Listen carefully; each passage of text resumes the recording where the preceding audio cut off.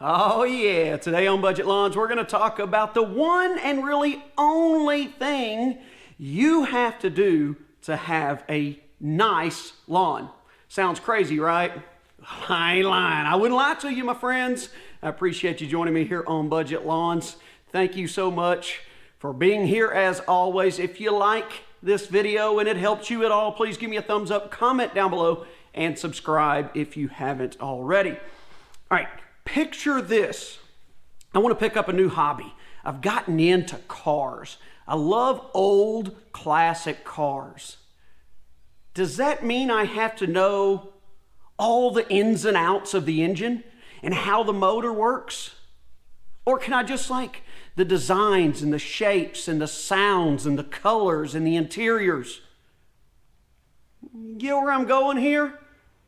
Maybe you're brand new to lawn care and you've heard over and over that the first and only step you should take to begin your lawn care journey is a soil test.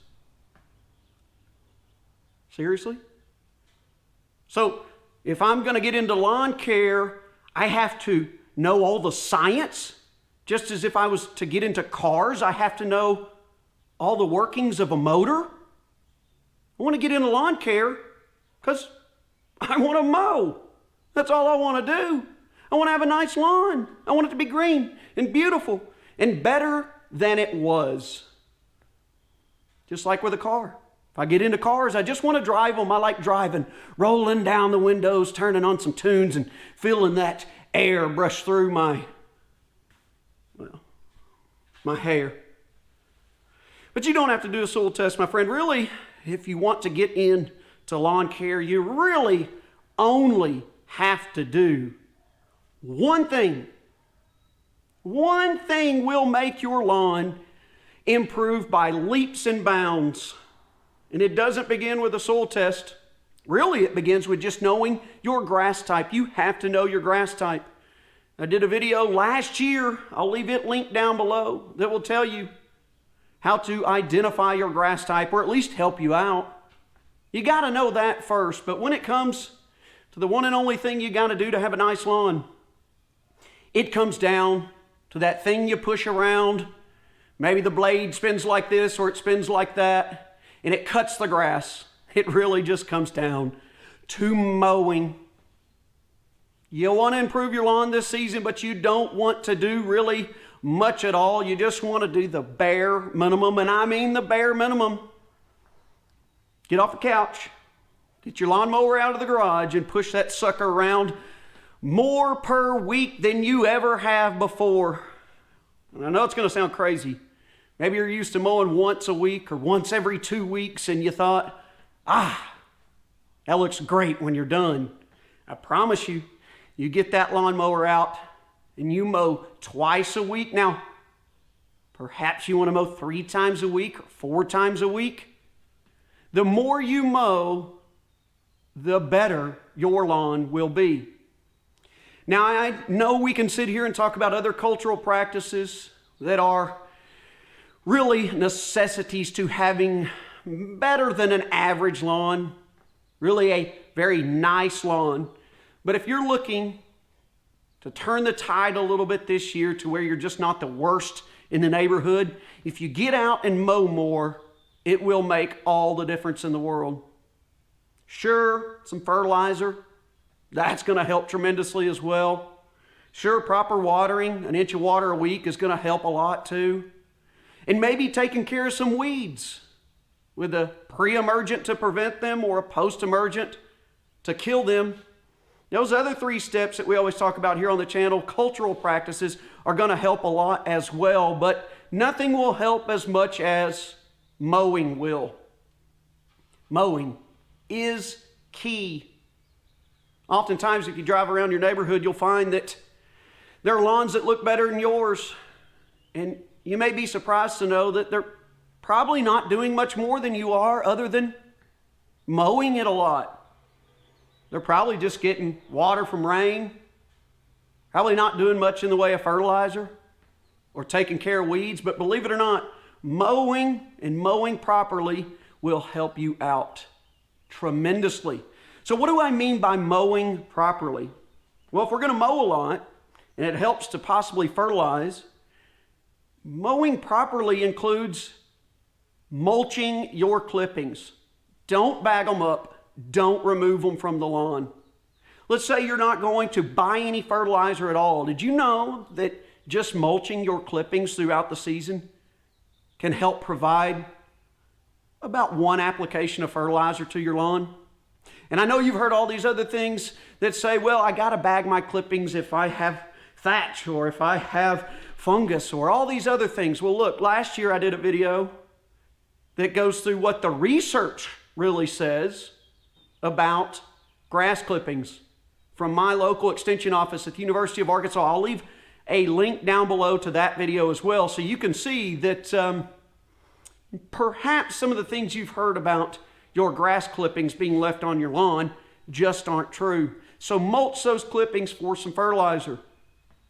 Another way you can mow correctly, aside from mowing more than once a week, don't mow too low. Now, you might say, well, I've got Bermuda and it needs to be mowed really, really, really low. That's true. But maybe you want to find a sweet spot between really low and too high, because leaving a little length on top will help shade that soil from that heavy sun and heat in the summertime and will help retain moisture just a little bit better. Leaving it a pinch longer but still short enough to get it nice and thick will help choke out a lot of the weeds. So just by mowing at the right height, you could take care of two other cultural practices when it comes to weed control and helping retain moisture, so you don't have to spend a lot of your hard-earned money on your water bill to water the lawn. You take what Mother Nature gives you and you help trap it in with the right mowing height. So don't go too low, don't go too long. Mowing height makes a huge difference when it comes to correctly mowing your lawn. And to hit on weed control for just a second more, your grass loves to be mowed. When you're frequently cutting it, it's telling those roots, come on now, it's time to dig down deep and let's grow a little more. That makes it stronger. That makes it healthier. Resistance to disease and so many other problems that might arise. Your grass loves to be cut. Those pesky weeds that start popping up through it, many times they don't.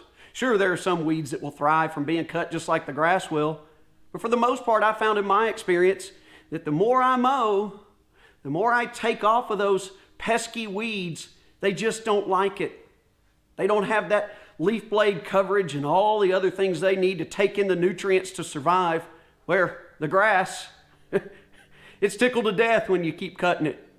It makes it stronger of a plant all around. So simply mowing, is it making it weak?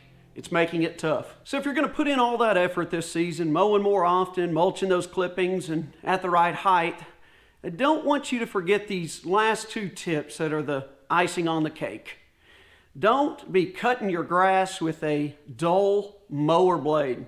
Make sure that sucker is sharp. When it's sharp, it cuts through those blades nice and cleanly, almost like a pair of scissors.